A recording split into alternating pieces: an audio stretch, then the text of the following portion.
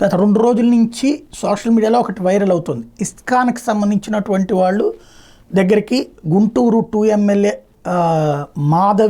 గల్లా మాధవి వెళ్ళి వాళ్ళని నిలదీయటం, పుస్తకాలు మీరు ఎట్లా అమ్ముతారు, ఇది ఫ్రీగా ఎందుకు ఎవరు, లేకపోతే ఎట్లాగా అడ్డు పెడతారు అన్నటువంటి కోణం తను మాట్లాడుకొచ్చింది. అందులో కొంచెమే వచ్చింది, ఎన్టీవీ హైలైట్ చేసింది.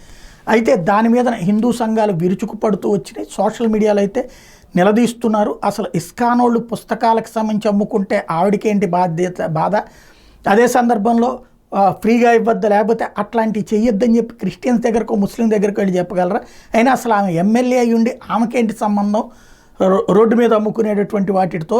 అది భగవద్గీత అమ్మద్దు, లేకపోతే భగవద్గీత పంచొద్దని చెప్పేటటువంటి హక్కు ఎక్కడది అంటే, దానికి గల్లా మాధవికి సంబంధించినటువంటి సోషల్ మీడియా వింగ్ వచ్చేటప్పటికి రోడ్డు దగ్గర దాన్ని ఏమంటారు, ఈ డివైడర్ల దగ్గర ఆ ఏరియాల్లో ప్రజలు వెళ్తుంటే ఆపేసి అమ్ముతున్నారు, చందాలు అడుగుతున్నారు, అందుమూలంగా ప్రజలు ఇచ్చిన కంప్లైంట్తో ఆమె మాట్లాడారు అంటే దానికి వీళ్ళు కౌంటర్ చేస్తున్నారు. ప్రభుత్వం వైపు అదేదైనా ఉంటే పోలీసులకు చెప్పాలి, లేకపోతే చట్ట ప్రకారం ఏం తేరవో చూడాలి. అదే కనుక ఏ క్రిస్టియన్స్ ముస్లిమ్స్ అట్లాంటి పాంప్లెట్లు ఇస్తే దాన్ని ఆపే ప్రయత్నం చేస్తారా అంటూ మరోవైపున ఇదంతా సోషల్ మీడియాలో వార్ నడుస్తుంది.